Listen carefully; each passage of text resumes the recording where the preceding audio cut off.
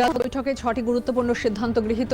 সীমান্ত সুরক্ষায় বিএসএফকে প্রয়োজনীয় জমি হস্তান্তর করা হবে।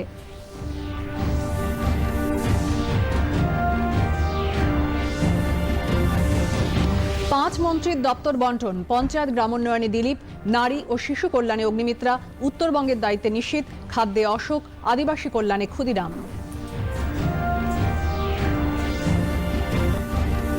রাজ্যের নতুন মুখ্য সচিব হলেন প্রাক্তন মুখ্য নির্বাচনী আধিকারিক মনোজ কুমার আগরওয়াল।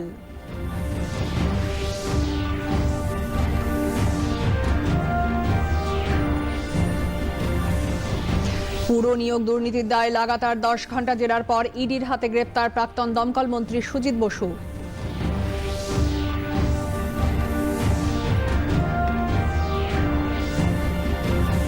পশ্চিম এশিয়ায় যুদ্ধের ফলে তৈরি হওয়া পরিস্থিতি মোকাবিলায় দেশবাসীকে একজোট হয়ে এগিয়ে আসার আহ্বান প্রধানমন্ত্রীর।